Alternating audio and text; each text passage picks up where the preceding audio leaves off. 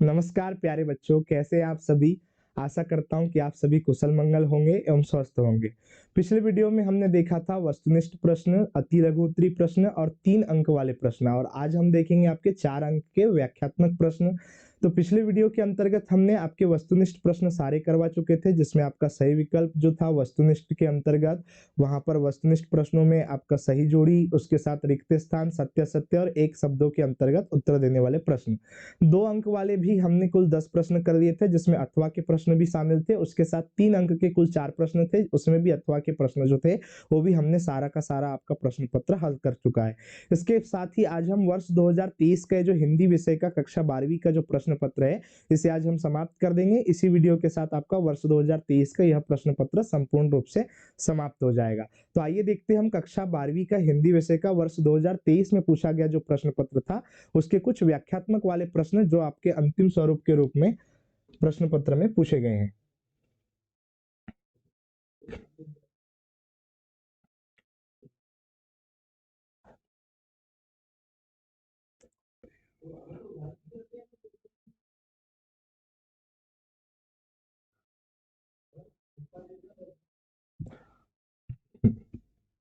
देखिए प्यारे बच्चों, यहाँ पर जो आप देख रहे हैं प्रश्न क्रमांक आपका 20, प्रश्न क्रमांक 20 के अंतर्गत जब आप देखेंगे तो यह आपका प्रश्न क्रमांक 20 है।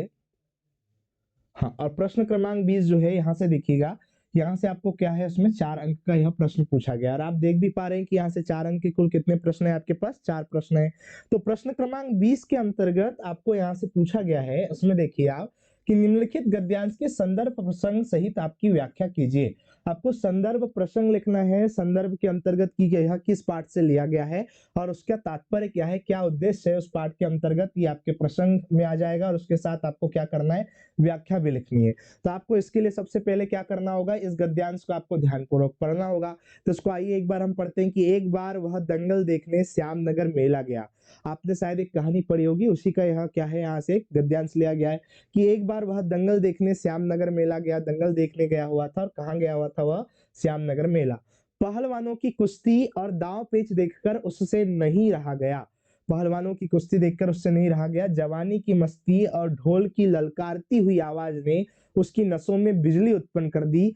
उसने बिना कुछ सोचे समझे दंगल में शेर के बच्चे को चुनौती दे दी। तो आप देख रहे हैं कि वहां पर बिना कुछ सोचे समझे क्या कर दिया, शेर के बच्चे को। शेर के बच्चे का नाम आप सभी जानते हैं कि वहां से एक पहलवान थे जिनका नाम क्या था, चांद सिंह। और चांद सिंह को ही क्या कहा जाता था, शेर का बच्चा कहा जाता था। तो याद रखिएगा, इस पहलवान थे आपके चांद सिंह, शेर के बच्चे को क्या दे दी, उसमें चुनौती। इस प्रश्न के अंतर्गत आप यहां से देखेंगे तो याद रखिएगा, यह 4 अंक का आपका प्रश्न है, और 4 अंक के आपके यहाँ से कुल 4 प्रश्न आपको परीक्षा में 2023 के अंतर्गत पूछे गए। इसकी संदर्भ सहित आपको व्याख्या करनी। तो प्यारे बच्चों, आप देख रहे हैं कि यहाँ पर कुश्ती और पहलवान का उल्लेख है। तो आपको पता है कि यह जो आपका पाठ है, जिसमें पहलवान की ढोलक जो किसके द्वारा लिखी गई, फणीश्वर नाथ रेणु के द्वारा लिखी गई, क्या होती है, यहाँ से एक कहानी होती है। और इसी कहानी से यह आपका गद्यांश आपको परीक्षा में वर्ष 2023 में पूछा गया है। तो इस आपके गद्यांश में आप देखेंगे तो यह कहानी का एक अंश या भाग है। और यह कहानी कौन सी थी आपकी, पहलवान की ढोलक, जिसे किसने लिखा था, उसमें प्रसिद्ध एक कहानीकार है जिनका नाम क्या था, फणीश्वर नाथ रेणु। तो इसके अंतर्गत आपको देखना है कि यहाँ पर क्या था, आप सभी जानते हैं कि इस कहानी के अंतर्गत लुट्टन सिंह एक पहलवान थे, जो क्या थे, काफी हष्ट पुष्ट पहलवान हुआ करते थे। अपने गांव के अंतर्गत एक नौजवान पहलवान के रूप में उनका क्या थी, पहचान थी। ये सारी चीजें इसके अंतर्गत है। तो आइए देखते हैं इसमें क्या था यहाँ पर संदर्भ। तो अभी आपने यहाँ से देखा यह गद्यांश, इसके आगे देखिए, प्रस्तुत गद्यांश हमारी पाठ्य पुस्तक आरोह की कहानी पहलवान की ढोलक से अवतरित है। अभी मैंने आपको बताया कि यह जो कहानी है, यह कहाँ की कहानी है, आपकी आरोह की एक जो किताब होती है। मैंने आपको पाठ्यक्रम जब समझा रहा था तब मैंने आपको बताया था कि आपकी 3 किताबें होती है हिंदी के पाठ्यक्रम के अंतर्गत, जिसमें आरोह की किताब, वितान की किताब और एक भाषा बोध वाली किताब है, जिसमें आप भाषा और एक अभिव्यक्ति वाली जो किताब होती है। तो इसको याद रखना है कि यह आपकी आरोह जो है उस किताब या पुस्तक की कहानी पहलवान की ढोलक से अवतरित है। और इसके लेखक या प्रतिष्ठित कथाकार हमारे फणीश्वर नाथ रेणु है। तो अभी मैंने आपको कुछ देर पहले बताया कि यह जो कहानी है, यह फणीश्वर नाथ रेणु जी की कहानी पहलवान की ढोलक से लिया गया है। यही आपका क्या कहलाएगा, संदर्भ। जब भी आप देखेंगे किसी भी प्रकार का गद्यांश आपको पूछा जाएगा, उस गद्यांश के अंतर्गत सबसे महत्वपूर्ण बात आपको लिखनी होती है संदर्भ। और संदर्भ में आपको क्या लिखना होता है कि वह जो गद्यांश है वो आपकी पाठ्य पुस्तक की किस कहानी या उपन्यास या निबंध से लिया गया है, यह आपके संदर्भ में आ जाएगा। और उसके साथ साथ उसके लेखक जो होते हैं वह भी किसके अंतर्गत शामिल हो जाते हैं, संदर्भ के अंतर्गत, कि किसके द्वारा वहां पर लिखा गया है। प्रसंग जब हम देखेंगे, प्रसंग में क्या है, यहाँ से थोड़ा सा देखिएगा आप। हाँ, प्रसंग में लिखा है, प्रस्तुत गद्यांश में लेखक ने लुट्टन के दंगल देखने के लिए श्यामनगर जाने के, यहाँ से लुट्टन क्या था, उसमें दंगल देखने के लिए कहां पर जा रहा है, श्यामनगर जा रहा है। तो श्यामनगर जाने के तथा जोश में आकर शेर के बच्चे चांद सिंह को कुश्ती लड़ने की चुनौती देने का वर्णन किया है। तो यहाँ से क्या है, जोश में आकर जो शेर का बच्चा जो था उसमें चांद सिंह, जिसको हम क्या कहते थे, शेर का बच्चा किस पहलवान को कहते थे, चांद सिंह को। तो चांद सिंह को कुश्ती लड़ने की चुनौती किसके द्वारा दे दी जाती है, लुट्टन के द्वारा दे दी जाती है। यही इसका क्या होता है, एक प्रकार से यहाँ से प्रसंग हो जाएगा। मतलब इस कहानी का एक सार ये है कि अगर आप देखते हैं तो लुट्टन जो था वह क्या था, एक पहलवान था। उसे प्रारंभिक समय से जब वो युवा अवस्था में होता है तब से उसे क्या होता है, युवा अवस्था में जब वो होता है तब से उसे कुश्ती का काफी शौक होता है। और वह एक बार क्या करता है कि श्यामनगर के अंतर्गत जब जाएगा तो श्यामनगर में उसे कुश्ती देखने को मिलती। कुश्ती को जब वह देखता है तो वहां पर वह ढोलक की जो आवाज होती है, ढोलक की आवाज के साथ वहां पर जो कौतूहल होता है, वहां का जो माहौल होता है, उन सब सारी चीजों को देखकर वह क्या करता है कि कुश्ती लड़ने के लिए आगे वाले पहलवान को चुनौती दे देता है। तो इस प्रकार का इस संपूर्ण कहानी का क्या होता है, यहाँ पर सार होता है। इस कहानी को यदि आपने एक बार अच्छे से पढ़ा होगा तो इसका आप आराम से क्या कर सकते हैं, एक प्यारा सा उत्तर लिख सकते हैं, क्रम के अनुसार आप यहाँ पर लिख सकते हैं। तो आपने यहाँ से देखा प्रसंग में कि लुट्टन क्या करता है, दंगल देखने के लिए श्यामनगर जाने का कार्य करता है, श्यामनगर चले जाएगा। और श्यामनगर जाने के पश्चात वो जो एक चांदसी पहलवान है, जिसे हम क्या कहते हैं, शेर का बच्चा, उससे क्या करता है, कुश्ती के लिए वह क्या दे देता है, चुनौती। ये इसके प्रसंग में शामिल हो जाएगा। व्याख्या में हम थोड़ा सा देखते हैं। अभी मैंने आपको कुछ थोड़ा सी व्याख्या बताई थी कि लुट्टन को, व्याख्या में यहाँ से देखेंगे, लुट्टन को कुश्ती का शौक तो था ही। ये आपने अभी मैंने आपसे कहा कि लुट्टन जो था उसको, भैया को क्या था, कुश्ती का शौक था, बहुत ज्यादा कुश्ती का वह क्या था, रुचि रखता था। युवा अवस्था में ही गांव का सर्वश्रेष्ठ पहलवान माने जाने लगा था। मतलब युवा अवस्था में ही उसे गांव में क्या कहा जाने लगा था, सर्वश्रेष्ठ पहलवान, क्योंकि वह काफी हष्ट पुष्ट था। उसके आगे देखेंगे, किशोरावस्था से ही कसरत करने के कारण उसका शरीर भी अत्यंत बलिष्ठ हो गया था। उसका शरीर अत्यंत बलिष्ठ कैसे हो गया था, कसरत करने के कारण।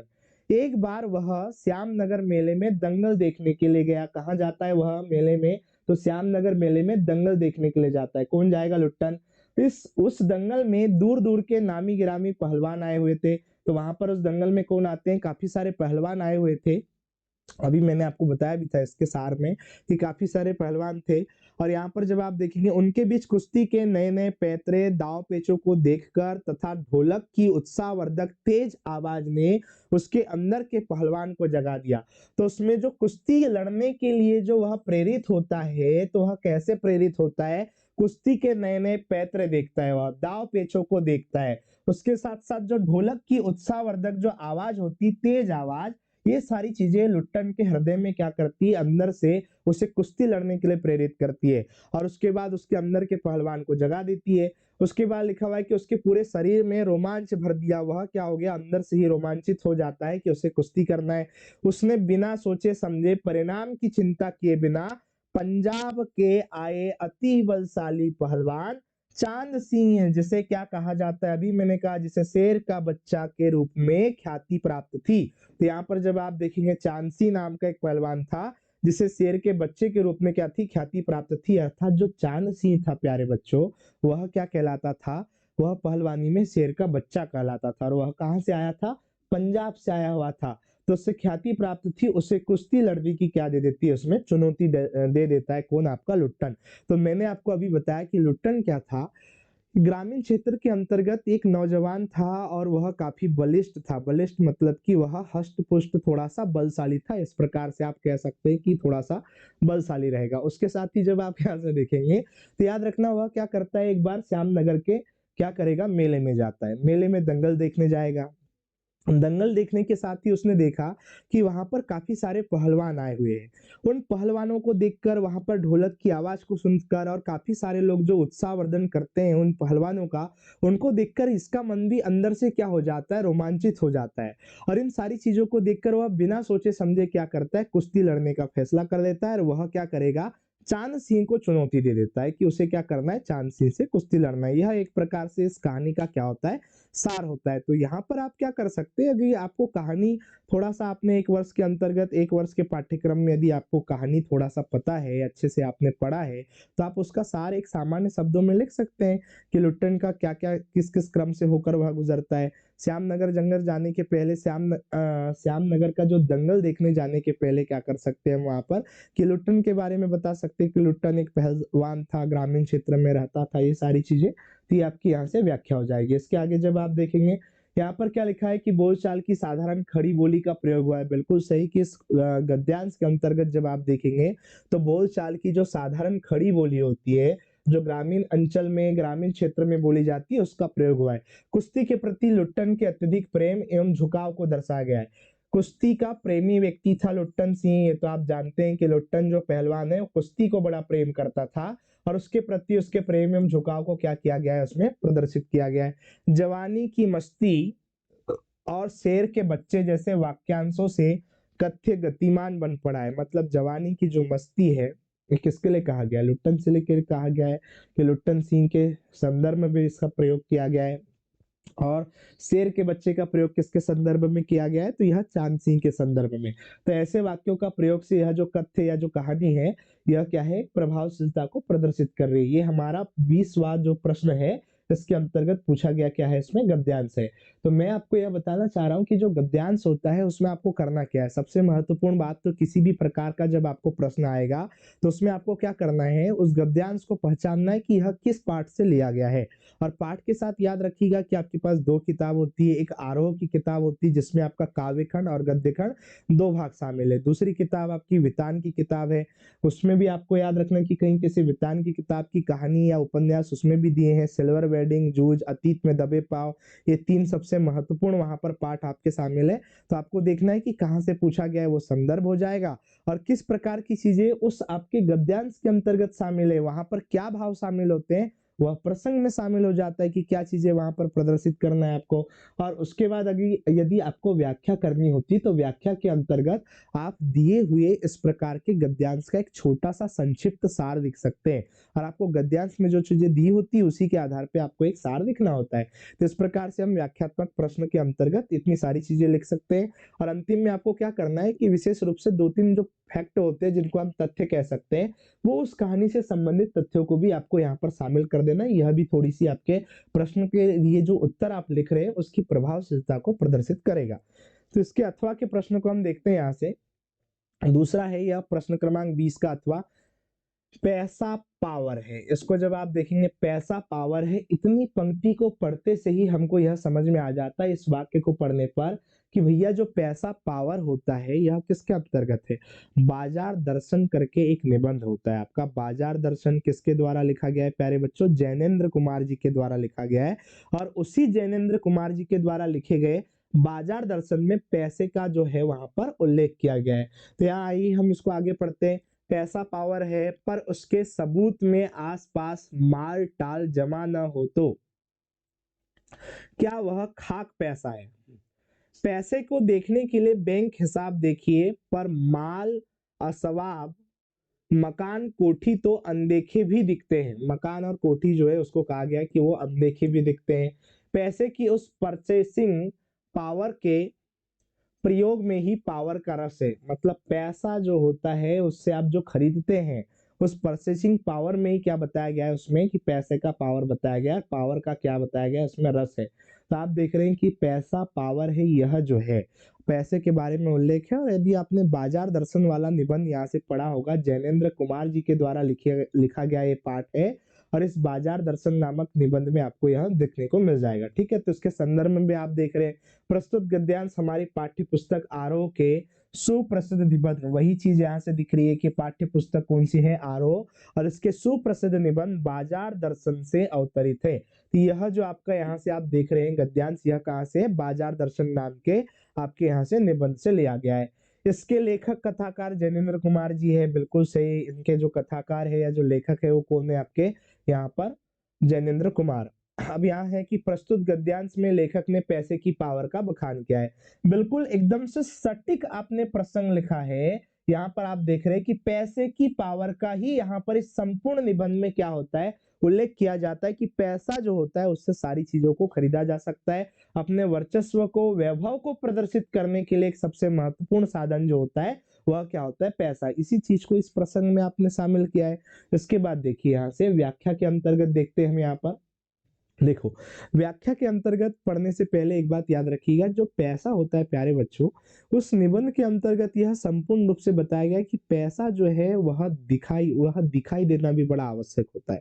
मतलब किसी व्यक्ति के पास यदि पैसा है और बैंक में ही डला है वह, और देख ही नहीं रहा है कि उसका पैसा जो होता है उसके बारे में बिल्कुल लोगों को पता नहीं है, तो वहां से उसके पावर का महत्व जो है वो लोगों तक नहीं पहुंच पाता है। मतलब पैसा तो होना ही चाहिए, पर बैंक में होने के साथ साथ ही वह लोगों को दिखना भी चाहिए। मतलब आपके पास गाड़ी, बंगला, जमीन, जायदाद, काफी सारी चीजें होनी चाहिए जिससे यह प्रकट हो जाए, लोगों को प्रदर्शित हो जाए कि आपके पास सच में क्या है, पैसा है। उसी से पैसे की क्या होती है, पावर को हम वहां पर प्रदर्शित कर सकते हैं। तो इसमें देखते हैं, आइए व्याख्या को देखते हैं। इसमें लेखक के अनुसार पैसा पावर है ये बिल्कुल सही बात है, ये हमने शुरुआत में भी देखा। यह एक अद्भुत शक्ति है जिसके माध्यम से दुनिया की तमाम भौतिक सुख सुविधाएं जुटाई जा सकती है। मतलब इस पैसे को क्या बताया गया है, एक शक्ति बताया गया, अद्भुत शक्ति, जिससे दुनिया की तमाम जो सुख सुविधाएं हैं, भौतिक सुख सुविधाएं, उनको जुटाया जा सकता है। किसी के पास कितनी संपत्ति है इसके लिए उसके बैंक के खाते देखने की आवश्यकता होती है। बिल्कुल सही, किसके पास कितनी संपत्ति है उसके लिए उसको उसके बैंक के खाते देखने की आवश्यकता होती है। किंतु लेखक के अनुसार ऐसे पैसे का भी क्या फायदा जो दिखाई न दे। तो यही चीज मैं आपको अभी बता रहा था कि पैसा कितना है बैंक के अंतर्गत, मेरे बैंक जो है 3 खातों के अंतर्गत कितना पैसा है, इसका कोई भी महत्व नहीं है। पैसा होने के साथ साथ क्या होना चाहिए, उसकी पावर भी दिखाई देनी चाहिए लोगों को। मतलब आपके पास एक बड़ा सा घर, बंगला, जमीन, नौकर चाकर सब लोग होना चाहिए। वही चीज यहाँ पर बताई गई है कि इसके लिए उसके बैंक के खाते को देखने की आवश्यकता होती, किंतु लेखक के अनुसार ऐसे पैसे का भी क्या फायदा जो दिखाई न दे, अर्थात जिसका प्रदर्शन न किया जा सके। मतलब जिसका प्रदर्शन ही न किया जा सके, ऐसे पैसे का क्या मतलब है। अब यहाँ पर लिखा है किसी के पास पैसे की पावर है। बिल्कुल, किसी के पास यदि क्या है, उसमें पैसे की पावर है, इसके लिए उसके आसपास आसपास माल पानी का होना बहुत जरूरी होता है। मतलब मैं वही कह रहा हूँ आपको कि आसपास आपको दिखाना पड़ेगा कि कितना पैसा है, कितना पावर है आपके पास। तो माल पानी का होना क्या होता है, उसमें जरूरी है। उससे भी अधिक आवश्यक है उसका दिखावा होना। मतलब कुल मिला के आपके पास पैसा है, उसका क्या करना है, आपको यहाँ से दिखावा करना है। यह जैनेन्द्र कुमार जी ने इस निबंध के अंतर्गत बताया है। पैसे वालों के बैंक बैलेंस ही नहीं, उनके जमीन जायदाद, माल पानी सभी बिना देखे ही दिखते हैं।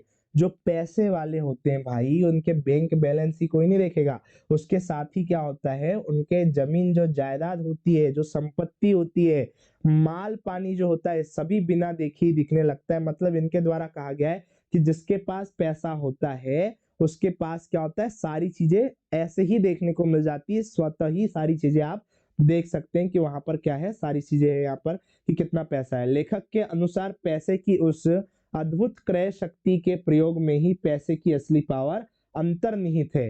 तो उनके द्वारा यह बताया गया है कि पैसे की जो शक्ति है, अद्भुत क्रय शक्ति, मतलब जिससे क्या कर सकते हैं, हम विभिन्न प्रकार की चीजों को खरीद सकते हैं, भौतिक सुख सुविधाओं को खरीद सकते हैं, और पैसे की अद्भुत शक्ति से ही क्या है, असली पावर क्या होती है, प्रदर्शित की जा सकती है। मतलब इस आपके निबंध का और इस गद्यांश का यह सार है। लेखक के द्वारा यह कहा गया है कि यदि किसी व्यक्ति विशेष के पास पैसा है भी और बैंक बैलेंस के रूप में है, तो उसका पैसे का पावर नहीं होगा।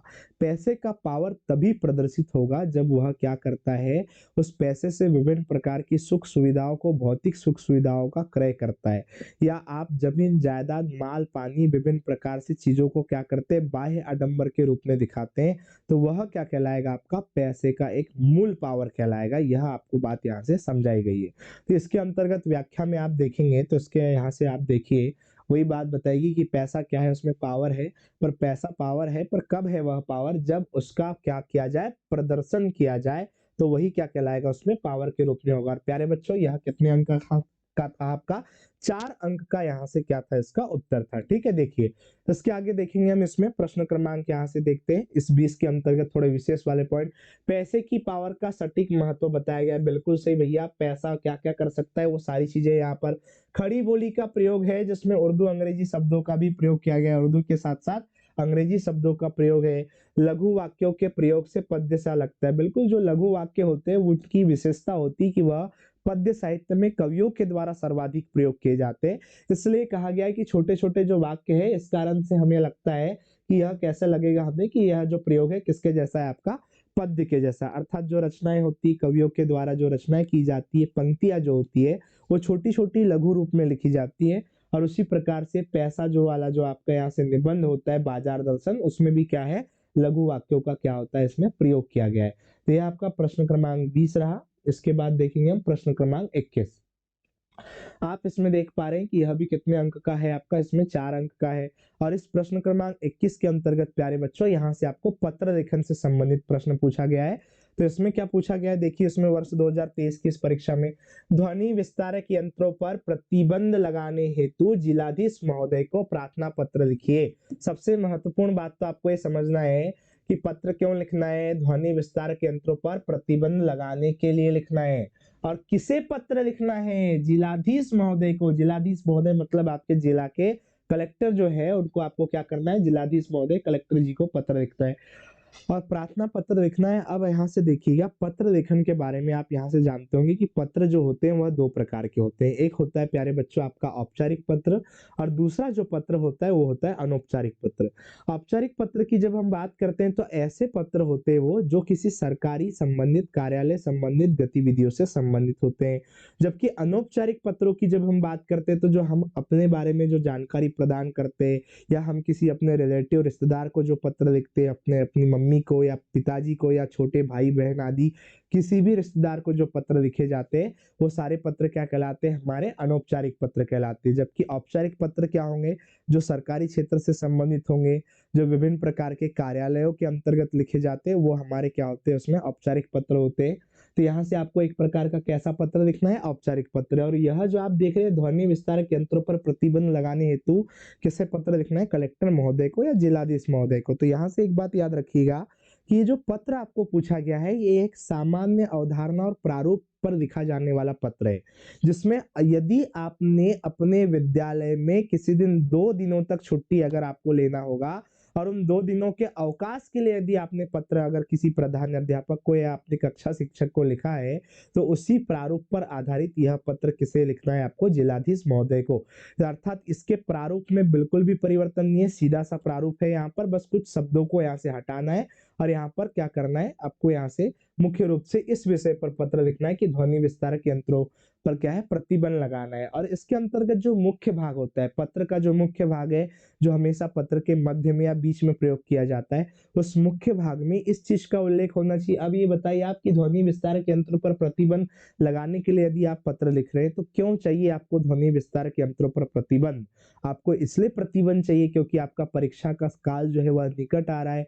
परीक्षा के समय के कारण आप क्या कर रहे हैं, उसमें आप पढ़ने में थोड़ा सा आपको बाधा उत्पन्न हो रही है, आप असमर्थ हो रहे हैं। इस कारण से आपको क्या करना है, जिलाधीश महोदय को पत्र लिखना है। तो इसका एक सामान्य सा प्रारूप होता है, और मॉडल टेस्ट पेपर के अंतर्गत में आपको सारा का सारा प्रारूप समझाऊंगा। आप देख रहे हैं यहाँ सारी चीजें आपको लिखी हुई दिख रही है, पर मॉडल टेस्ट पेपर में जब हम यहाँ से आपको प्रश्न पत्र में के अंतर्गत में लेकर आऊंगा, तो उसमें प्रत्येक रूप से आपको प्रारूप समझाऊंगा मैं कि आपको औपचारिक पत्र में और अनौपचारिक जो पत्र होते हैं उनमें किस प्रकार की चीजों को लिखना है। तो आप यहाँ से सामान्य रूप में देख सकते हैं कि यहाँ पर क्या लिखा हुआ है, सेवा में। यहीं से आपका पत्र का क्या होता है, उसमें प्रारंभ। सेवा में के स्थान पर आप यहाँ पर क्या कर सकते हैं, प्रति शब्द का प्रयोग भी आप इस पत्र लेखन में कर सकते हैं। अब आप किसे लिखने वाले हैं, जिलाधीश महोदय को। कहाँ के जिलाधीश को लिख दिया आपने, ग्वालियर मध्य प्रदेश राज्य के ग्वालियर जिले के जिलाधीश को आपने क्या लिख रहे हैं आप यहाँ से, पत्र। विषय आप जानती हैं कि जैसे ही आप जिसे पत्र लिखते हैं उसके पश्चात क्या होता है, एक विषय वाला भाग होता है। तो यहाँ विषय में यही चीज आपको डालना है कि यहाँ पर ध्वनि विस्तार के यंत्रों पर प्रतिबंध लगाने के संबंध में यहाँ क्या कहलाएगा आपका विषय। अब यहाँ पर क्या होता है, महोदय जो है, महोदय आप वहां पर मान्यवर शब्द का भी प्रयोग कर सकते हैं या महोदय शब्द का प्रयोग। तो यहाँ से आपने देखा कि महोदय के बाद सविनय, आप देख रहे हैं सविनय निवेदन है कि माध्यमिक बोर्ड की परीक्षा का समय नजदीक है। ऐसी स्थिति में तेज आवाज में बजने वाले लाउड स्पीकर हमारी पढ़ाई में व्यवधान उत्पन्न कर रहे हैं। ये लाउड स्पीकर सार्वजनिक स्थानों पर भी बड़ी मात्रा में कर्णभेदी आवाज में मानसिक संतुलन को भी अशांत कर रहे हैं। अर्थात वही एक सामान्य सा प्रारूप है कि भैया परीक्षा जो है उसका समय काल चल रहा है, परीक्षा आने वाली है या 2-4 दिन बाद या 15-20 दिन के बाद क्या है, परीक्षा आने वाली है। और उसके अंतर्गत आप क्या कर रहे हैं कि यहाँ पर बड़ी मात्रा के अंतर्गत बहुत सारे सार्वजनिक स्थानों पर भी क्या चल रहा है, उसमें लाउड स्पीकर चल रहा है। उसका एक सामान्य सा उल्लेख आपने यहाँ से कर दिया है। कर्णभेदी आवाज, इसको थोड़ा सा देख लीजिए। कर्णभेदी आवाज का मतलब जो होता है जो आपके कर्ण को भेद कर दे, बहुत ज्यादा कानों में जो तीव्र आवाज सुनाई जाती है वह आपकी कर्णभेदी आवाज कहलाएगी, जिससे आपका मानसिक संतुलन जो है वह क्या हो रहा है, अशांत हो रहा है, उसमें थोड़ा सा परिवर्तन हो रहा है। अतः छात्रों के भविष्य को ध्यान में रखते हुए, छात्रों के भविष्य को ध्यान में रखते हुए ध्वनि विस्तारक यंत्रों पर परीक्षा काल की अवधि तक पूर्णतः प्रतिबंध लगाने का निर्देश एवं आदेश अविलंब देने का कष्ट करें। अविलंब का मतलब होता है बिना किसी विलंब के कलेक्टर महोदय क्या करेंगे, यहाँ से यह आदेश एवं निर्देश क्या करते हैं यहाँ से प्रदान करेंगे। यह एक प्रकार का क्या हो गया आपका यहाँ से पत्र हो गया। अब आपको क्या करना है प्यारे बच्चों, यहाँ आपको दिनांक लिखना आवश्यक होता है। जैसे यहाँ 4/3/2000 कुछ लिखा है, हम यहाँ सामान्यतः कोई भी एक दिनांक लिख सकते हैं। आपको जिस दिन आप परीक्षा का आपका पेपर होगा उसी दिन का आप क्या कर सकते हैं, दिनांक लिखेंगे यहाँ पर। और किसके द्वारा यह पत्र लिखा जाता है इस बात को भी यहाँ पर लिखना है। तो आपने यहाँ भवदीय शब्द का प्रयोग किया है। भवदीय की जगह अगर क्या करते हैं यहाँ पर याद रखिएगा, आप आपका शब्द का भी प्रयोग कर सकते हैं यहाँ पर। तो यहाँ से सागर नाम का कोई लड़का है, सागर बर्वे, ये सागर बर्वे के द्वारा लिखा गया कोई पत्र है। इसके द्वारा यहाँ पर क्या है, ध्वनि विस्तारक यंत्रों पर प्रतिबंध लगाने हेतु जिलाधीश जो होते हैं उनको यह पत्र यहाँ पर लिखा गया। और वह जिलाधीश कहाँ के थे, आपके ग्वालियर के थे। तो सामान्य रूप से आप यहाँ पर ग्वालियर, बालाघाट कहीं का भी नाम लिख सकते हैं, आवश्यक नहीं कि ग्वालियर के जिलाधीश को ही लिखना है। तो एक सामान्य सा यह क्या है आपका प्रारूप है। अब इस प्रारूप को आप ध्यान से देखिए, और प्रारूप को देखने के बाद देखिए कि क्या यह प्रारूप आपके लिए नया है, बिल्कुल भी नहीं। यह प्रारूप जो होता है वो आपने कक्ष के अंतर्गत सामान्य एक अवकाश, 1 या 2 दिन के अवकाश के लिए, यदि आप कहीं भ्रमण पर जा रहे हैं तो उसके अवकाश के लिए, यदि आपका स्वास्थ्य ठीक नहीं तो उसके अवकाश के लिए भी आपने क्या किया होगा, अपने प्रधान अध्यापक से अवकाश के लिए, छुट्टी लेने के लिए आपने जो पत्र लिखा होगा उसी पत्र पर आधारित क्या है, यहाँ से जिलाधीश महोदय का यह पत्र है। सेवा में या प्रति वहां से लगा दिया, यहाँ प्रधान अध्यापक जी का क्या होता है, विवरण होता है, यहाँ विद्यालय का नाम होता है, उसके बाद विषय होता है। महोदय जी यह आपका वाक्य का, ये माफी चाहता हूँ, यह आपका पत्र का क्या होता है, मुख्य भाग होता है, यहाँ से लेकर यहाँ तक। अंतिम में क्या होता है, यहाँ पर जब आप देखेंगे तो अंतिम की जो 2 से 3 पंक्तियां होती हैं, इन पंक्तियों में हमेशा एक निवेदन किया जाता है कि क्या कार्य करना है आपको। अंतिम में दिनांक, और दिनांक के पश्चात आप देखेंगे तो यहाँ पर जिसके द्वारा पत्र लिखा जाता है उसका क्या होता है, उसमें विवरण होता है। इसको आपको लिखना है यहाँ से। इसके बाद जब आप देखेंगे इसके अथवा का प्रश्न देखिए आप, इसके अथवा में आप देख रहे हैं कि परीक्षा की तैयारी की जानकारी देते हुए पिता को पत्र लिखना है। तो यह भैया यह एक प्रकार का क्या कहलाएगा, अनौपचारिक पत्र कहलाएगा।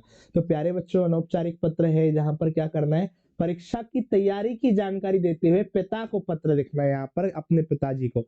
अनौपचारिक पत्रों के अंतर्गत क्या होता है, एक बात थोड़ा सा इसको देख लीजिएगा आप यहाँ पर, उसको मैं ऐसे सीधे बताता हूँ। देखिए अनौपचारिक पत्र यदि आपको लिखना है यहाँ से, यह आपका एक प्रकार का क्या हो जाता है, कॉपी हो जाता है।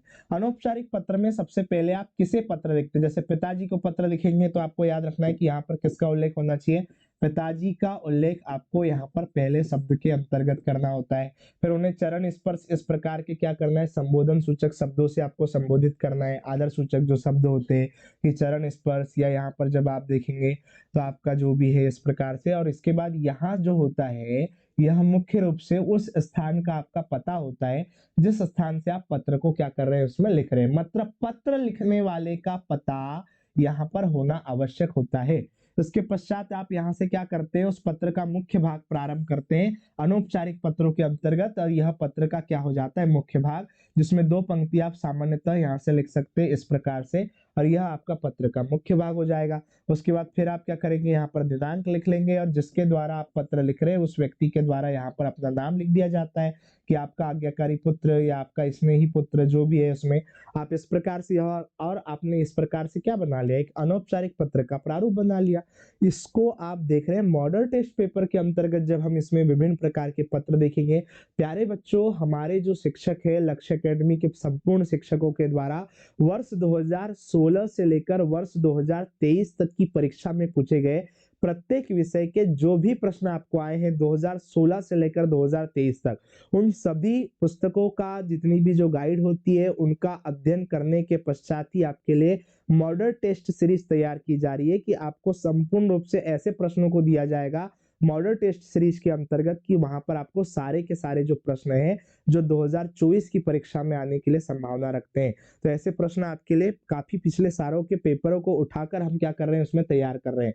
तो मैंने अभी आपको बताया कि यह एक सामान्य सा फॉर्मेट हो सकता है आपके अनौपचारिक पत्र के लिए, और यही चीज आपको क्या की गई है, उसमें परीक्षा के लिए आपको पूछी गई है। तो आप देखिए यहाँ पर क्या लिखा है, पूजनीय पिताजी, बिल्कुल सही, पूजनीय शब्द का प्रयोग हो गया यहाँ से। पूजनीय पिताजी, सादर चरण स्पर्श, वही चीज मैंने अभी आपसे कही थी कि यहाँ पर क्या रहेगा, पिताजी या माताजी जिसको पत्र लिखा जाएगा। दूसरा लिखा है उसमें कि 19 वार्ड नंबर 19 है, इसमें राजा राम मोहन मार्ग विदिशा है। विदिशा वाले कोई भैया है जिसने अपना यहाँ पर क्या कर दिया है, यहाँ से अपना पता लिख दिया। दिनांक क्या लिखा है उसने, 22/2/2000, जो भी है इसमें आवश्यक नहीं है, आप अपने हिसाब से दिनांक लिख सकते हैं यहाँ पर। इसके बाद लिखा है आपका पत्र प्राप्त हुआ, बिल्कुल सही, आपका पत्र प्राप्त हुआ, मेरी परीक्षा समीप आती जा रही है। यहाँ से आपका क्या हो जाएगा, इस पत्र का मुख्य भाग प्रारंभ हो जाएगा।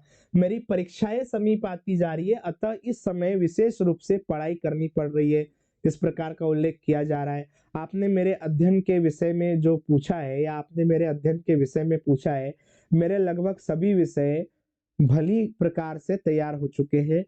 सभी विषय जो है वो भली प्रकार से तैयार हो चुके हैं। विज्ञान, गणित एवं अंग्रेजी के कुछ अध्यायों में मुझे कठिनाई आ रही है, इस प्रकार का उल्लेख यहाँ पर कर रहे हैं कि अपना क्या चीजें हो रही है, कठिनाई। यहाँ पर आपने देखा कि विज्ञान, गणित एवं अंग्रेजी के कुछ अध्यायों में मुझे कठिनाई आ रही है, उनके लिए मैं संबंधित अध्यापक गणों से मार्ग निर्देशन ले रहा हूँ। तो इन विषयों से संबंधित जो अध्यापक गण हैं उनसे क्या ले रहे हैं हम इसमें, मार्ग निर्देशन। साथ ही पूर्ण हो चुके अध्यायों का मैं पुनः इस दृष्टि से पुनरावलोकन भी कर रहा हूं। तो आपने देखा कि जो आपके पूर्ण हो चुके क्या है उसमें अध्याय है, उनका मैं पुनः इस दृष्टि से क्या कर रहा हूँ, पुनरावलोकन का मतलब होता है पुनः उसको देख रहे हैं, पढ़कर देख रहे हैं, जो भी चीजें है वह सामान्य मार्ग में यहाँ से लिखते जा रहा है वह देखिए। तो इसमें पुनरावलोकन कर रहा हूं जिससे अंकों का प्रतिशत बढ़ सके, बिल्कुल सही, जिससे क्या हो गए आपके अच्छे अंक प्राप्त हो सके। मेरी परीक्षा प्रारंभ होने में अभी 26 दिन शेष है, आप विश्वास रखिए मैं निश्चित रूप से प्रथम श्रेणी में उत्तीर्ण हो जाऊंगा। इसमें होऊंगा जो शब्द लिखा है इसके यहाँ पर क्या हो जाएगा, प्रथम श्रेणी में उत्तीर्ण हो जाऊंगा। ये बात आपको थोड़ा सा यहाँ से करेक्शन करा देना है कि मैं प्रथम श्रेणी में क्या हो जाऊंगा, इसमें उत्तीर्ण हो जाऊंगा।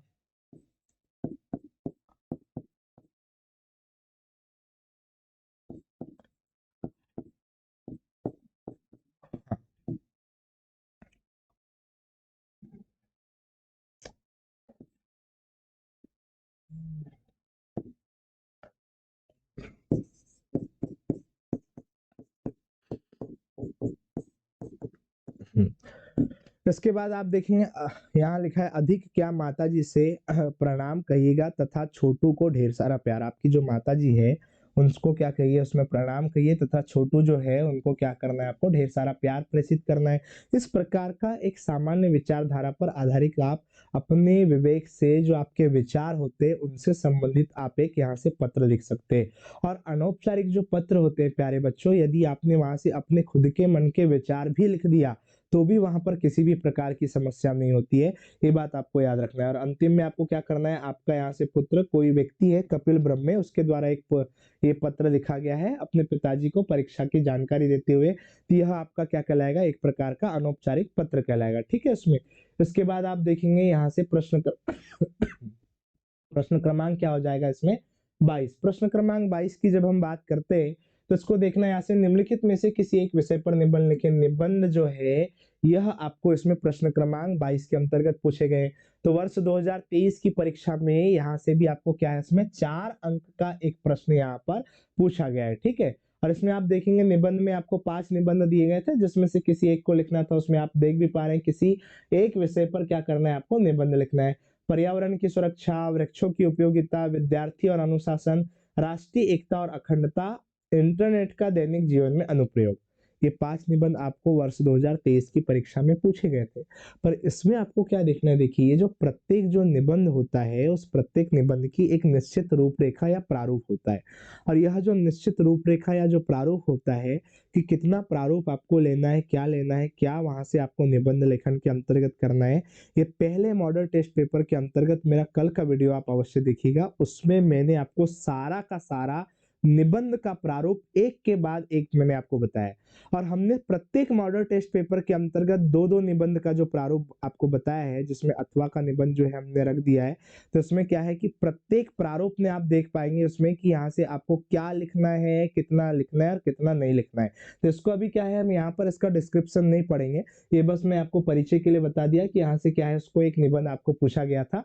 मॉडल टेस्ट पेपर के अंतर्गत में आपके लिए निबंध जो है कि कितने निबंध आपको कितने वर्ष में, किस वर्ष में, कहां से कौन कौन से जो निबंध थे उनके आधार पर वर्ष 2024 में कौन सा निबंध आपको परीक्षा में आ सकता है, उसके आधार पर हमने संपूर्ण प्रारूप तैयार कर दिया है सभी शिक्षकों ने।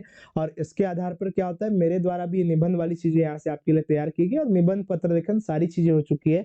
और यही चीजें मैं आपको उसमें मॉडल टेस्ट पेपर वाले के अंतर्गत प्रश्न में मैं पढ़ा दूंगा। तो आप देख रहे हैं कि इस प्रकार की जो रूपरेखा होती है, इससे संबंधित चीजें होगी जो आगामी यहाँ से वीडियो में हम देखेंगे। इसमें आप देख रहे हैं प्रश्न क्रमांक 23। तो यहाँ पर देखिए प्रश्न क्रमांक 23 में क्या दिया हुआ है आपको, निम्नलिखित पद्यांश की संदर्भ प्रसंग सहित व्याख्या कीजिए। यह 2023 की परीक्षा में पूछा गया आपको प्रश्न है। यह भी प्रश्न आपका कितने अंक का है प्यारे बच्चों, 4 अंक का प्रश्न यहाँ पर भी आपको दिया हुआ है, जिसमें आपको पद्यांश की संदर्भ प्रसंग सहित आपको यहाँ से व्याख्या करनी है। और आपसे भी जानते हैं कि हिंदी के प्रश्न पत्र में एक प्रश्न ऐसा अवश्य होता है जहां पर गद्यांश की व्याख्या आपको करनी होती है और गद्यांश का सार लिखना होता है। और एक जो प्रश्न होता है वो पद्यांश से संबंधित होता है। तो यहाँ पर आपको एक पद्यांश दिया हुआ है जिसमें संदर्भ प्रसंग सहित आपको क्या करना है, इसमें व्याख्या। और यदि आप उससे कुछ संबंधित जो चीजें होती है वो विशेष तथ्य के रूप में अंतिम में आप लिख भी सकते हैं। तो इसको पहले आपको पद्यांश को पढ़ना होगा कि यह पद्यांश आपकी पाठ्य पुस्तक के किस पाठ से लिया गया है और उसके कवि कौन है। ये चीजें कब समझ में आएगी, जब आप इस पद्यांश को ध्यानपूर्वक पढ़ेंगे।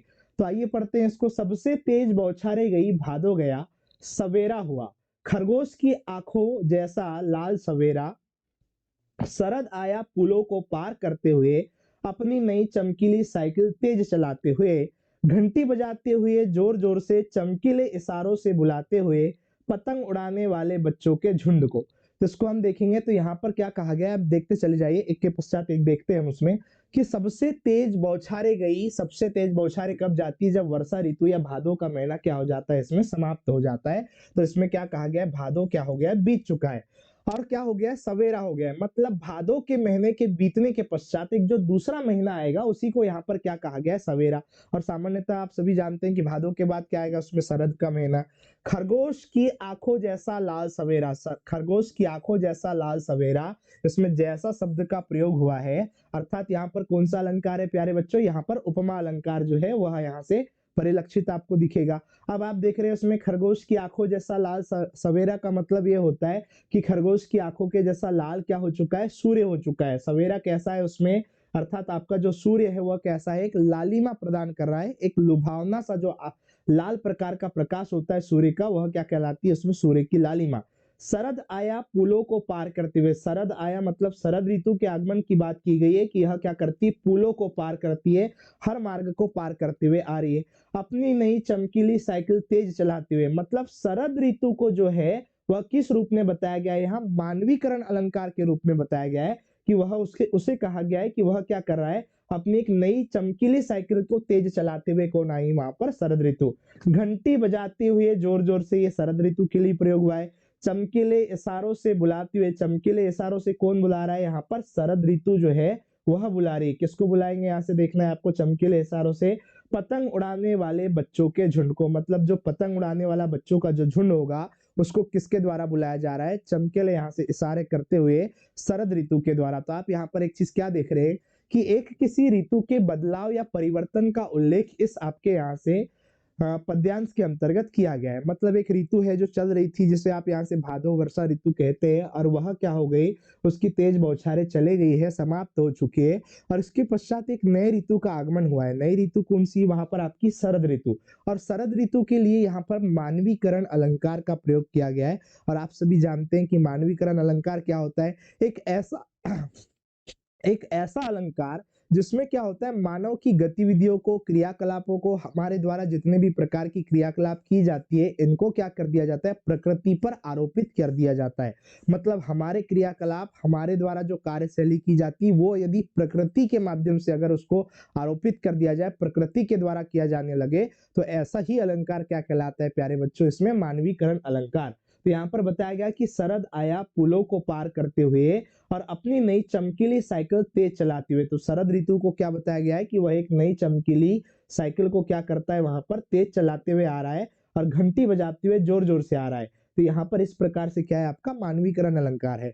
और जैसे मानवीकरण अलंकार के हम एक दो उदाहरण देखते हैं तो उसके बारे में याद रखना है। जैसे सीना ताने खड़ा हिमालय, सीना तान के किसको खड़ा बताया गया है, इसमें हिमालय को खड़ा बताया गया है। तो आप सभी जानते हैं कि सीना तान के कौन खड़ा होता है, कोई एक व्यक्ति खड़ा होता है, पर उसका हमने सीना तान के खड़े होने वाली जो ये आपकी कार्यशैली है, इस गतिविधि को, इस क्रियाकलाप को हमने किसके ऊपर आरोपित कर दिया, हिमालय के ऊपर।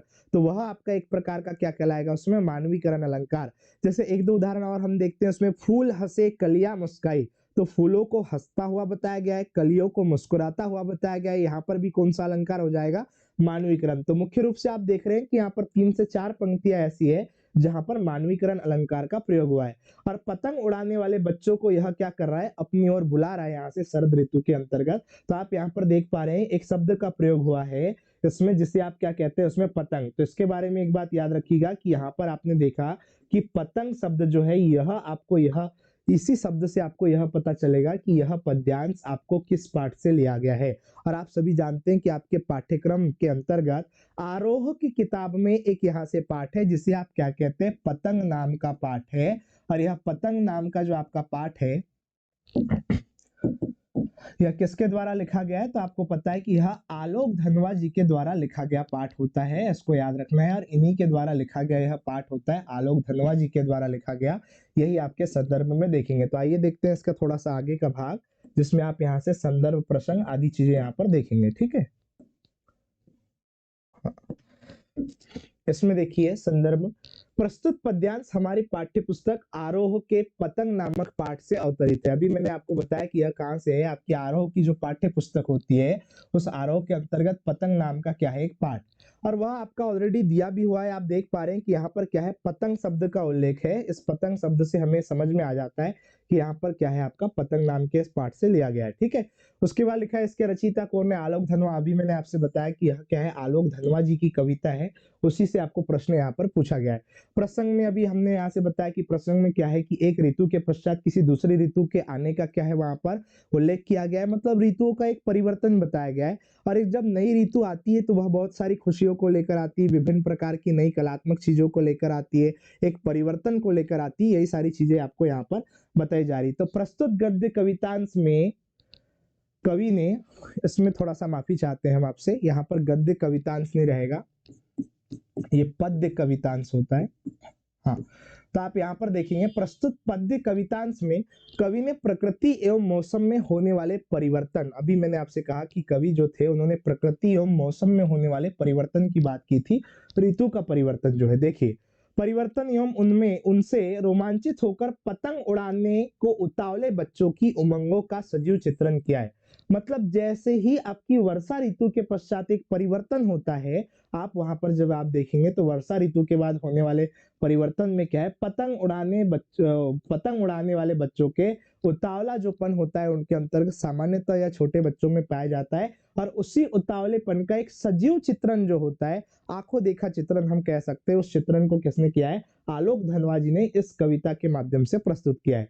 तो इसके अंतर्गत अभी मैंने आपको एक सार बताया था यहाँ पर संपूर्ण कविता को पढ़ते हुए कि यहाँ पर क्या है, एक ऋतु परिवर्तित हो जा रही है और कैसे उसमें सूर्य जो होता है वो खरगोश की आंखों के जैसे जो लाल लालिमा होती है उसको यहाँ से क्या करता है, प्रदर्शित करता है। शरद ऋतु का आगमन किस प्रकार से होता है, वो पुलों को पार करते हुए आएगा, अपनी नई चमकीली साइकिल से आएगा, घंटी बजाते आएगा और चमकीले इशारे कर करके किसको बुलाता है, उसमें वह पतंग उड़ाने वाले बच्चों को बुलाएगा। तो इसी के बारे में यहाँ से हम व्याख्या को देखते हैं।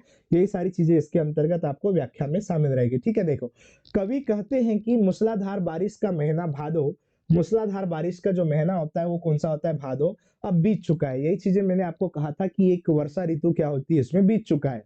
तो देखिए उसके बाद लिखा है भादो महीने के अंधेरे के दिनों को उजास देने के लिए, भादो का जो महीना होता है उसके अंधेरे के दिनों को उजास देने के लिए अद्भुत चमक और खरगोश की आंखों के रंग जैसी लालिमा लिए नया सूरज, खरगोश के, याद रखना उसमें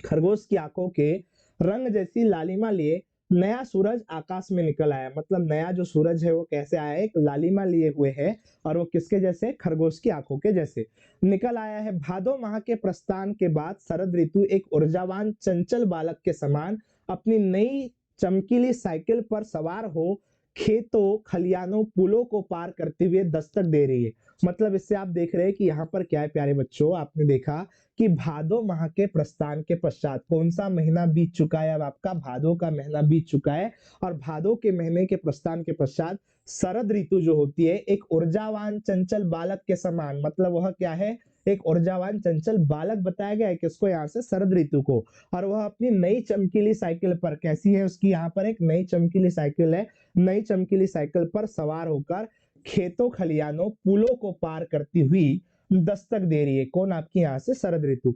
ऐसा लग रहा है मानो शरद ऋतु एक के वेश में अपनी साइकिल की घंटी जोर जोर से बजाते हुए पतंग उड़ाने को आतुर नन्हे पतंगबाजों को स्पष्ट संकेत दे रही है कि वे समूह में आए और पतंग की मस्ती में सराबोर हो जाए। मतलब ऐसा लग रहा है कि शरद ऋतु क्या कर रही है वहां पर, ये जो पतंग उड़ाने वाले जो बच्चे होते हैं प्यारे बच्चों, उन पतंग उड़ाने वाले बच्चों को क्या कर रही है, आमंत्रित कर रही है, उन्हें बुला रही है कि वे आए और वह क्या करे, ऋतु के परिवर्तन के साथ ही क्या करे, पतंग को उड़ाए और यहाँ पर एक मस्ती से क्या हो जाए, झूम उठ जाए, या मस्ती में क्या हो जाए, उसमें सराबोर हो जाए।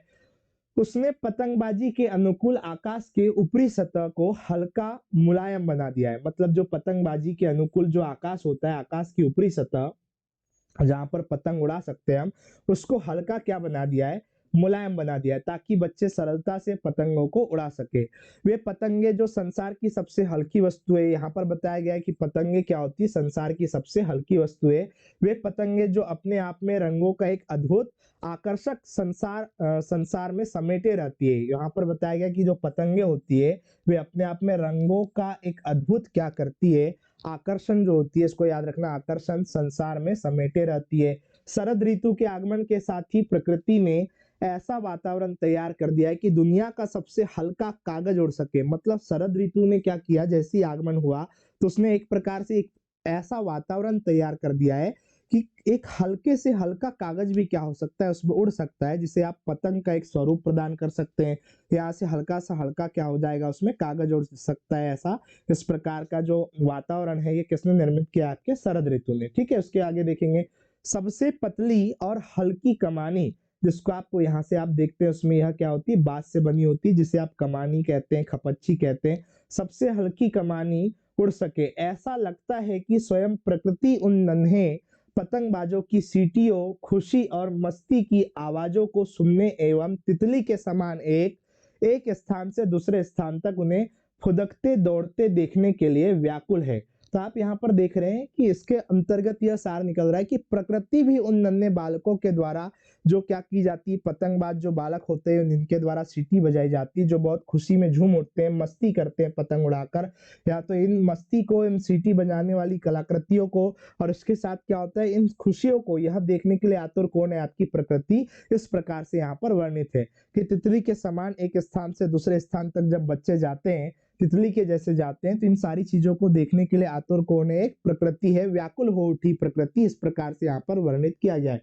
तो इन आपके पद्यांश की पंक्तियों के आधार पर इसका एक मुख्य सार या व्याख्या यह निकलती है कि सबसे महत्वपूर्ण बात यह होती है कि इसमें क्या हुआ है, एक ऋतु का क्या हो चुका है, परिवर्तन हो चुका है। एक ऋतु के पश्चात एक दूसरी ऋतु आ गई है और उस दूसरी ऋतु के आगमन को एक भव्य आगमन के रूप में प्रदर्शित किया गया है, जिसमें बच्चों के मनोरम प्रकृति चित्रण का वर्णन है, जिसमें प्रकृति भी क्या कर रही है, वह भी हर्षोल्लास कर रही है, बच्चे भी वहां पर आनंदित हो रहे हैं, और पतंग जो है, वह पतंग उड़ाने वाले जो बच्चे हैं, उसके लिए शरद ऋतु के आगमन को सर्वश्रेष्ठ बताया गया है। इस प्रकार की व्याख्या आपको इस पद्यांश में करनी है, ठीक है। उसमें इसके बाद जब आप देखते हैं तो यहाँ पर काव्य सौंदर्य जो है, मैंने अभी भी आपको बताया कि अंतिम में एक महत्वपूर्ण तथ्यों के रूप में आप इसको लिख सकते हैं।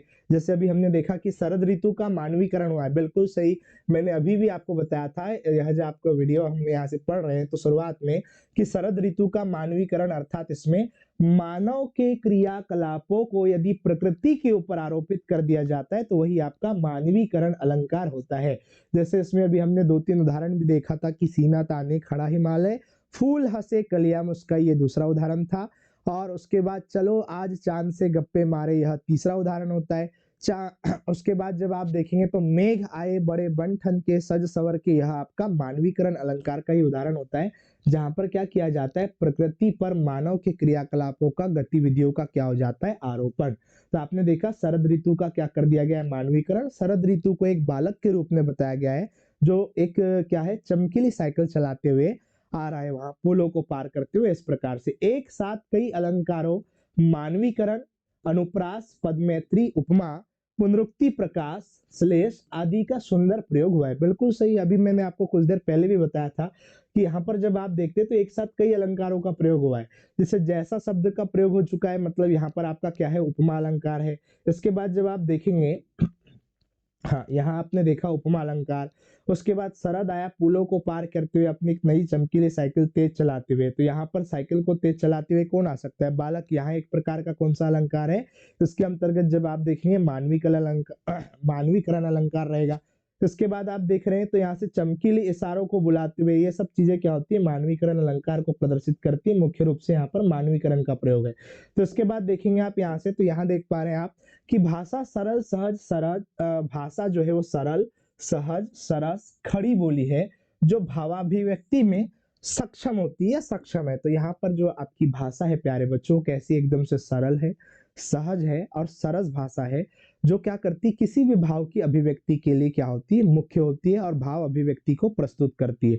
तो आपने देखा कि यह जो आपका पद्यांश था, यह एक प्रकार से बहुत ज्यादा कठिन पद्यांश नहीं था।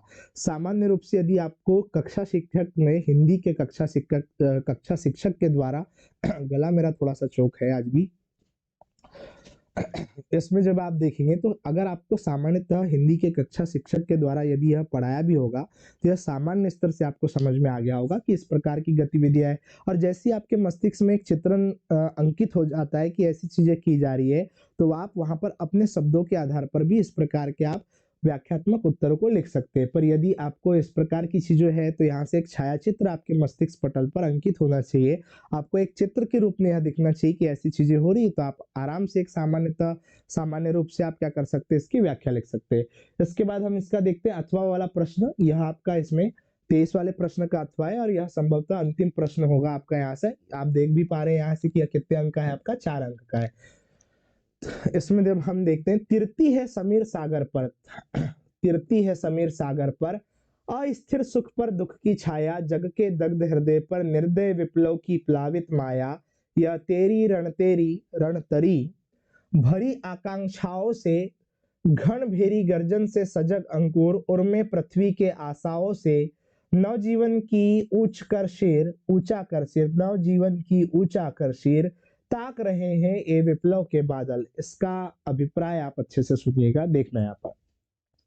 इसको जब आप देखेंगे तो यह जो कविता है, यहाँ से एक बात याद रखिएगा कि इसमें एक सबसे महत्वपूर्ण आप देख रहे हैं, एक बात आपने यहाँ से देखी कि घन भेरी गर्जन से सजग अंकुर, मतलब गर्जनों को करते हुए कौन आते हैं, इसमें बादल। नवजीवन की ऊंचा कर शेर, ऊंचा जब आप सिर करके देखेंगे तो यहाँ से क्या लिखा हुआ है, ताक रहे हैं ये विप्लव के बादल, मतलब बादल के बारे में यहाँ पर क्या किया गया है, वर्णन किया गया है। और बादल के बारे में यहाँ से आपको एक पाठ देखने को मिलता है जिसे आप क्या कहते हैं, उसमें बादल राग। इस प्रकार से क्या होता है, बादल राग नाम का आपका क्या होता है, इसमें एक पाठ होता है, ठीक है। इसमें तो मैं आपको ये बताना चाह रहा हूँ कि यहाँ से अंतर्गत जब आप देखेंगे इसके संदर्भ सहित व्याख्या करते हैं तो यह सूर्यकांत त्रिपाठी निराला जी के द्वारा लिखा गया एक पाठ होता है कविता के अंतर्गत, काव्य खंड के अंतर्गत बादल राग।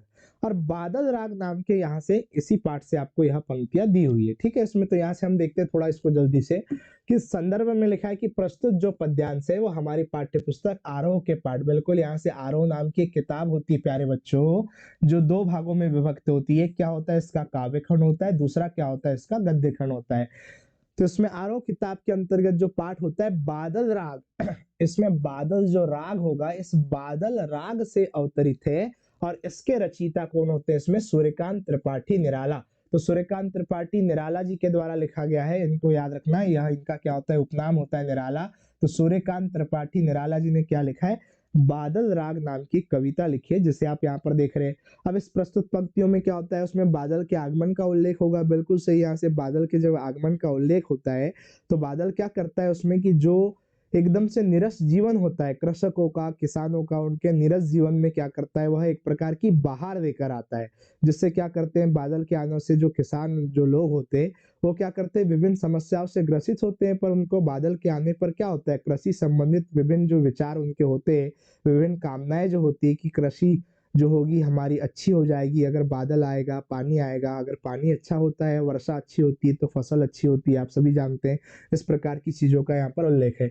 तो प्रस्तुत पंक्तियों में कवि सूर्यकांत त्रिपाठी निराला ने प्रगतिवादी स्वर में क्रांतिदूत बादलों का आह्वान किया है। मतलब प्रगतिवादी जो स्वर है उसमें क्रांतिदूत बादलों का क्या क्या है, उसमें आह्वान। अब प्रगतिवादी का मतलब ही आप समझते हैं कि प्रगतिवाद क्या होता है। प्रगतिवाद एक ऐसे आपका समय काल रहा है जहां पर क्या किया गया है कि सामान्यतः एक यहाँ से विरोधाभास का काल था, वह जो क्या था, उसमें नारी शोषण का जो नारी शोषण जो था उसके विरुद्ध भावना का समय था, वह क्रांति का भावना का समय था, वह क्रांति जो होती, क्रांति भावना जो जागृत होती थी लोगों के अंतर्गत उस समय पर क्या था, उसमें प्रगतिवाद मतलब शोषण करने वाले जो लोग होते थे उनके प्रति लोगों में एक चेतना जागृत करने का क्या था, वह एक वाद या एक समय काल था। तो प्रगतिवाद से संबंधित यहाँ पर क्या बताया गया है कि प्रगतिवादी स्वर में क्रांतिदूत बादलों का क्या किया गया है, आह्वान। मतलब एक ऐसा बादल होगा जो लोगों को क्या करेगा, प्रेरित करेगा, लोग उससे क्या हो जाएंगे, वहां से प्रेरित हो जाएंगे। उस रूप में क्या बताया गया है, बादल को क्रांतिदूत बताया गया है कि वह लोग क्या है, प्रदान करने के लिए, क्रांति उत्पन्न करने के लिए क्या होगा, यहाँ से आह्वान करेंगे, ठीक है। इसमें आगे देखेंगे यहाँ पर। हाँ, इसके भावार्थ को पढ़ने के पहले जब आप देखते हैं तो पंक्तियों को थोड़ा सा समझते हैं तो आपको यहाँ से भावार्थ समझ में आएगा। देखिए यहाँ से, तिरती है समीर सागर पर, समीर का मतलब होता है प्यारे बच्चों हवा। तो समीर जो होगी इसमें हवा होगी, वो किसके ऊपर तैरती रहेगी, उसमें सागर पर। अस्थिर सुख पर दुख की छाया, मतलब ये सुख होता है, सुख को बताया गया है कि सुख कैसा होता है, अस्थिर होता है। और उस अस्थिर सुख पर किसकी छाया लगी होती है, दुख की छाया होती है। जैसे ही सुख समाप्त होता है दुख क्या हो जाता है, उसके ऊपर वहां से छप जाता है, उसका आगमन हो जाता है। जग के दग्ध हृदय पर, दग्ध का मतलब होता है एक प्रकार का दुखी हृदय, जो बहुत ज्यादा क्या है, दुखी है, असहाय है, ऐसे हृदय पर निर्दय विप्लव की प्लावित माया। निर्दय जो विप्लव होता है अर्थात जो लोग होते हैं, निर्दयी जो लोग होते हैं, जो किसी की सहायता नहीं करते, इस प्रकार के लोगों की प्लावित माया को यहाँ पर क्या है, प्रकट किया गया। यह तेरी रण तरी, तो यहाँ पर जब आप देखेंगे तो यह आपके द्वारा किया गया एक कार्य क्षेत्र होता है कि जैसे आपने किया है वही सारी चीजों का आप उपभोग कर रहे हैं। भरी आकांक्षाओं से मतलब आपको क्या है, उसमें आकांक्षाएं, विभिन्न प्रकार की आपकी क्या होती है, इच्छाएं होती है। घन भेरी गर्जन से सजग अंकुर, मतलब यदि क्या करता है उसमें कि घन भेरी है उसमें भरी हो जाएगा, घन भरी गर्जन से सजग अंकुर, मतलब जैसे ही क्या होता है उसमें कि मेघ या बादलों की गर्जन होती तो अंकुर जो होता है वह भी क्या होता है, प्रसन्न हो जाता है। वो चीजें यहाँ से प्रदर्शित कीजिए गए। उर में पृथ्वी की आशाओं से, उर का मतलब क्या होता है, हृदय होता है, जिसे हम यहाँ पर दिल भी कह सकते हैं सामान्य रूप से। तो उर में अर्थात पृथ्वी के हृदय में क्या है, विभिन्न प्रकार की आशाएं हैं, और वही आशाएं क्या है उसमें बीजों के रूप में दिखाई जाएगी कि बीज जो होते हैं वो अंकुर वाले जो बीज होते हैं वो क्या करते हैं, आपके यहाँ से बादलों की गर्जन को जब आप देखेंगे तो उससे क्या करते हैं, वो आशा लेकर बैठते हैं कि जिस प्रकार से बादल आएगा, वर्षा होगी तो हम लोग क्या हो जाएंगे, अंकुरित हो जाएंगे। नवजीवन की ऊंचा कर सिर, वह क्या है, उसको ताकते रहते हैं कि वह ऊंचा सिर करके कि नया जीवन हमें प्राप्त होगा अंकुरों को। पर कब प्राप्त होगा यह नया जीवन, जब क्या करते हैं उसमें घनघोर जो बादल छाएंगे, गर्जना होगी, वर्षा होगी, तो उसके बाद बीजों का जीवन कैसे हो जाएगा, एक नया जीवन हो जाएगा। तो ऊंचा कर सिर का मतलब ही होता है प्यारे बच्चों कि वो एक सिर को ऊंचा करके ताकते रहते हैं कि कब बादल आएंगे और कब क्या करेंगे, वर्षा करेंगे। ताक रहे हैं ये विप्लव के बादल, मतलब भैया यहाँ से क्या कर रहे हैं उसमें कि विप्लव के जो बादल है वह ताक रहे हैं इस प्रकार से कि अब क्या करना है, वर्षा यहाँ पर करवाना है। ठीक है, देखिए इसके आगे जब आप देखते हैं तो इसमें अभी मैंने बताया कि यह बादल राग जो कविता होती है या पाठ होता है सूर्यकांत त्रिपाठी निराला जी का, वहां से यह अवतरित किया गया। ठीक है, उसके बाद आप देखते हैं इसमें भावार्थ, भावार्थ में क्या लिखा हुआ है देखते हैं यहाँ से। इसे आप इसमें व्याख्या कह सकते हैं सामान्यतः इसकी। कवि निराला क्रांति के प्रतीक बादलों को आसमान में उमड़ते उमड़ते उमड़ते घुमड़ते देखकर कहते हैं कि हे बादल, उमड़ते घुमड़ते देखते हो, और कौन देखते हैं उसमें, कवि निराला। क्रांति के प्रतीक बादल, मतलब बादलों को क्या बताया गया है, क्रांति का प्रतीक बताया गया है। क्रांति के प्रतीक बादलों को आसमान में उमड़ते घुमड़ते देखकर कहते हैं कि हे बादल, जिस प्रकार हवा सागर की लहरों के ऊपर तैरती है, उन्होंने कहा बादल से यहाँ से आह्वान किया कि जिस प्रकार हवा जो होती है वो सागर की लहरों के ऊपर तैरती है, मानव के जीवन में चंचल सुखों पर दुखों की काली छाया मंडराती है। मानव का जो जीवन होता है प्यारे बच्चों, उसमें चंचल जो सुख होते हैं, मतलब कम समय के लिए जो क्षणिक सुख होते हैं, उन पर दुखों की एक काली छाया क्या है उसमें मंडराती रहती है। ठीक उसी प्रकार संसार के दुखी पीड़ित लोगों के तपते हृदयों पर तेरी दया रहित क्रांति रूपी माया छाई हुई है। मतलब ये बताया गया कि संसार के जो दुखी पीड़ित लोग होते हैं, जिनका जो हृदय होता है वो हमेशा दुखी होता है, तपता हृदय होता है, उस तपते हुए हृदय पर क्या है उसमें बादल, तेरी छाया जो है उसमें बादल को कहा गया है कि तेरी दया रहित, मतलब जहां पर दया नहीं है वह दया रहित क्रांति रूपी माया छाई हुई है। मतलब बादल को ये कहा गया है कि भैया ये क्या है कि यह पृथ्वी में रहने वाले जो लोग हैं वह क्या है, काफी दुखी है। आप क्या है उसमें दया रहित है, मतलब आपको दया नहीं आ रही है उन लोगों के ऊपर, और आप क्या कर रहे हैं उसमें बरस नहीं पा रहे हैं, इस प्रकार की चीजों का यहाँ पर उल्लेख है। अर्थात बादलों बादलों से क्या कर दिया गया है, सूर्यकांत त्रिपाठी निराला के द्वारा यहाँ पर आह्वान किया गया है। अभिप्राय यह है कि सुख नितांत अस्थायी है, बिल्कुल सही बात है, यहाँ के लिखा गया है कि सुख नितांत अस्थायी है, उन पर हवा की तरह दुखों की परछाई छाई रहती है। और उन पर क्या होती है, उसमें दुखों की परछाई छाई रहती है, किसकी तरह, वहां से हवा की तरह। उसके बाद जब आप देखेंगे, बादल इस जग के पीड़ित लोगों के हृदय में दया रहित क्रांति की माला के समान आच्छादित रहता है। मतलब बादल जो होता है यह पीड़ित लोगों के हृदय में, जो पीड़ित लोग होते हैं, इन पीड़ित लोगों के हृदय में कौन है, दया रहित क्रांति, मतलब बिना किसी दया के जो होता है उस क्रांति के समान, माला के समान क्या है उसमें आच्छादित रहता है। कौन आपका उसमें बादल, अर्थात पूंजीपतियों द्वारा पीड़ित लोगों के हृदय में उनके दुखों के लिए उत्तरदायी व्यवस्था के विरुद्ध रोष पनपता रहता है। पूंजीपति जो लोग होते हैं उनके द्वारा जो पीड़ित लोग होते हैं, पूंजीपतियों के द्वारा जो पीड़ित लोग होते हैं, तो पीड़ित लोगों के हृदय में क्या होता है, जो लोग क्या रह कहेंगे उसमें पूंजीपतियों के द्वारा पीड़ित किए गए, शोषित किए गए, उन लोगों के हृदय में क्या होता है, दुखों के लिए, उनके दुखों के लिए उत्तरदायी किसको बताया गया है उसमें, यहाँ पर इसमें बादल को बताया गया, और उसके विरुद्ध जो रोष पनपता रहता है, रोष का मतलब होता है इसमें क्रोध पनपता रहता है, इस बात का यहाँ से उल्लेख है। कवि आगे कहता है कि बादल तेरी यह युद्ध की नौका सदियों से दबे कुचले पीड़ितों की आशाओं से भरी है। उन्होंने कहा है कि बादल जो तुम्हारे इस युद्ध की नौका है, कि जो जिस प्रकार से तुम अपना आडंबर फैलाए हुए हो, यह आपका जो है तेरी यह युद्ध की नौका सदियों से दबे कुचले पीड़ितों की आशाओं से भरी हुई है। मतलब आशाएं लगा के रखे हुए हैं लोगों ने कि आप जब बरस जाएंगे तो आपके बरसने से उनका जीवन जो है वह समृद्ध हो जाएगा, उनकी फसल अच्छी हो जाएगी। अर्थात तेरे क्रांति रूप में आगमन से उन लोगों के मन में अपने कष्टों से मुक्ति की भावना बलवती हो जाती है कि जैसी बादल का आगमन होगा, एक क्रांति रूप में जैसी बादल का आगमन होता है तो लोगों के अंतर्गत उनके जितने भी कष्ट होते हैं वो ऐसा सोचते हैं, लोगों के द्वारा ऐसा मानना होता है कि जैसी बादल बरसेंगे फसल अच्छी पैदा होगी और फसल के अच्छे पैदा होने के बाद उनकी जितनी भी प्रकार की समस्याएं हैं, दुख है, वो क्या हो जाएंगे, समाप्त हो जाएंगे। और सामान्यतः एक जो ग्रामीण क्षेत्र का किसान होता है यह तो यही सोचता है प्यारे बच्चों। तो उसमें आपको वही चीज कहा गया है कि उनकी जो मुक्ति की जो भावना है वह लेकर बैठे रहते हैं वहां पर गरीब लोग। वे सुख समृद्धि के सपने देखने लगते हैं, बिल्कुल सही, कि जैसी बादल आएगा हमारा जीवन क्या हो जाएगा, फसल अच्छी होगी, इन सब चीजों से जीवन खुशहाल हो जाएगा। क्रांति दूत बादल, यहाँ फिर से उसे क्या कहा गया है क्रांति दूत कहा गया है। तेरी नगाड़े जैसी गर्जना से पूंजीपतियों के हाथों सदैव से पीड़ित होते आए गरीब असहाय लोग क्रांति की एक नई उम्मीद में अपने अपने घरों से ठीक वैसे ही बाहर झांकने लगते हैं जैसे पाने की चाह में पृथ्वी के गर्भ में सोया कोई नन्हा नवांकुर पौधा बादल को देखकर आशा भरी दृष्टि से ऊपर आसमान की ओर ताकने लगता है। देखो यहाँ पर, देखना, प्यार से सुनना, इस लाइन में ही आपका अंतिम सार है। बादल को कहा गया है क्रांति दूत बादल तेरी नगाड़े जैसी गर्जना से। मतलब बादल की नगाड़े जैसी गर्जना से क्या होता है, पूंजीपतियों के हाथों सदैव पीड़ित होते हुए गरीब असहाय।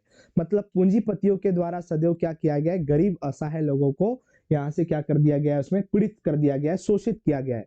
लोग क्रांति की एक नई उम्मीद अपने अपने घरों से ठीक वैसे ही, क्रांति की क्या होती है उसमें, यहाँ पर एक नई उम्मीद जागृत होती है। किसमें जागृत होती है, गरीब और असहाय लोगों में।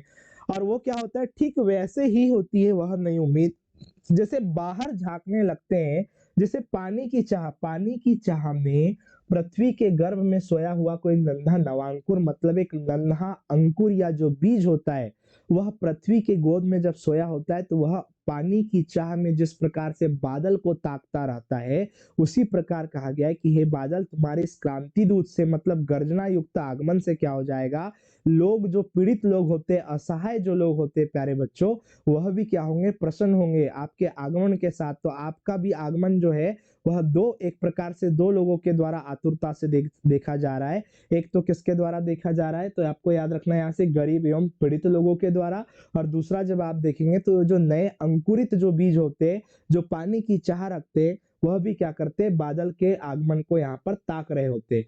इस यहाँ पर कविता से या इस पद्यांश से यह यहाँ से तात्पर्य या सार निकल कर आता है कि इसमें बादल का जो आगमन होता है प्यारे बच्चों, उस बादल के आगमन को एक सबसे महत्वपूर्ण दिशा बताई गई है किसी व्यक्ति विशेष के जीवन की। जैसे आप देखेंगे कि बादल के आगमन से ही क्या होता है, जो पीड़ित लोग होते हैं, गरीब एवं असहाय लोग, उनके द्वारा क्या होता है, उनका जो कर्ज होता है वह उतर जाता है, क्योंकि वहां से बादलों का आगमन होगा। वर्षा यदि अच्छी होगी तो क्या हो सकता है उसमें, कि फसल अच्छी होगी, और फसल के अच्छे होने से क्या हो जाएगा कि जब उसे बेचने के बाद लोगों के पास पैसे आते हैं, जो भी चीजें आती है, तो उससे क्या हो सकता है, वह अपने दुखों से मुक्ति पा सकता है। इसलिए बादलों को आतुरता के साथ कौन देख रहा है वहां पर, एक गरीब असहाय किसान। और उसके साथ साथ उसी चीज को किसके रूप में बताया गया है, तो याद रखना, एक जो नवीन अंकुरित जो बीज होता है, जो प्रकृति की गोद में लेटा हुआ होता है, जिसे हम सामान्यतः कृषि करने के लिए क्या करते हैं, खेतों में बीज को बो देते हैं और हम वर्षा ऋतु का या बादलों का क्या करते हैं, इंतजार करते हैं। तो वह एक छोटा बीज भी क्या करता है, आसमान की ओर ताकते रहता है या बादलों की ओर क्या करता है, ताकते रहता है कि अपना मेरा एक नया जीवन कब से प्रारंभ होगा, जब पानी मिलेगा, या उसे एक पानी की चाह होती है, वर्षा की चाह होती है। ठीक है इसमें। तो अब यहाँ से हम देखेंगे इसके आगे। हाँ, तो इसमें काव्य सौंदर्य में याद रखना, बादलों को क्रांति दूत माना गया है, बिल्कुल सही। बादल जो है उनको क्या बताया गया है, क्रांति दूत। समीर सागर, यहाँ पर जब आप देखेंगे तो अनुप्रास अलंकार हो जाएगा। समीर सागर एवं दुख की छाया में रूपक, यहाँ से क्या हो जाता है, समीर सागर। इसके अंतर्गत देखना स और सवर्ण की आवृत्ति होती है, उसको याद रखिए। दुख की छाया में रूपक, सजग सुप्त में अनुप्रास अलंकार है। बिल्कुल उसमें सजग और सुप्त की जब हम बात करते हैं, इसको थोड़ा सा देख लेते हैं यहाँ पर। ये जो सजग सुप्त होगा प्यारे बच्चों, इसमें कौन सा अलंकार रहेगा, इसमें अनुप्रास अलंकार रहेगा। और दूसरा जब आप देखेंगे समीर और सागर जो रहेगा, यहाँ पर भी याद रखना, ये थोड़ा सा टाइपिंग मिस्टेक हो गया है इनके द्वारा। तो समीर और सागर, इसमें भी कौन सा अलंकार रहेगा, तो यहाँ पर भी आपका कौन सा अलंकार है, अनुप्रास। और जो दुख की छाया जो लिखा हुआ है, इस दुख की छाया में कौन सा है यहाँ से, रूपक। रूपक में दुख की छाया क्यों कहा गया है, क्योंकि जहां पर क्या होता है, एक ही प्रकार के वर्णों की आवृत्ति होती है, उस एक प्रकार के वर्णों की आवृत्ति को हम अनुप्रास अलंकार कहते हैं। और रूपक अलंकार हम किसे कहते हैं, कि जहां पर किसी गुणों का आरोपण हो जाता है। तो दुख को ही क्या बता दिया गया है, दुख को बता दिया गया है यहाँ से एक प्रकार की छाया के रूप में। जो एक प्रकार की जो छाया पड़ती है, वह एक प्रकार की छाया को क्या बता दिया गया है, उसमें दुख। तो यहाँ से इसका क्या हो चुका है, इसमें आरोपण हो चुका है। ऐसे अगर यहाँ पर आप देखेंगे तो ये रूपक और अनुप्रास इस प्रकार से दो अलंकारों का मुख्य रूप से प्रयोग है। ओज गुण संपन्न खड़ी बोली, बिल्कुल सही, उसमें ओज गुण संपन्न खड़ी बोली, क्योंकि क्रांति दूत के रूप में आपने बादल का क्या कर दिया है, आह्वान। भाषा में तत्सम शब्दों का प्रचुरता में प्रयोग किया गया है, बिल्कुल सही है, उसमें भाषा में जो है उसमें तत्सम शब्दों का प्रयोग है। तत्सम शब्द कैसे शब्द होते हैं, ऐसे शब्द होते हैं जो संस्कृत भाषा से ज्यों के त्यों हिंदी भाषा में प्रयोग कर दिए जाते हैं। ऐसे शब्दों को ही प्यारे बच्चों हम क्या कहते हैं, उसमें तत्सम शब्द कहते हैं। और ऐसे शब्दों का प्रयोग यहाँ पर इस कविता के अंतर्गत आपको देखने को मिलेगा। तो प्यारे बच्चों, यह रहा हमारा वर्ष 2023 का संपूर्ण प्रश्न पत्र, जो आपको वर्ष 2023 में कक्षा 12वीं में पूछा गया था। तो हिंदी विषय का आज हमने संपूर्ण प्रश्न पत्र हल कर दिया है। और इसके आगामी वीडियो में अब हम मिलेंगे आपको वर्ष 2024 के मॉडल टेस्ट पेपर के साथ। तो हम आपको नियमित रूप से मॉडल टेस्ट पेपर करवाएंगे। तो आज के लिए हम यहाँ पर विदा लेते हैं, धन्यवाद। ठीक है।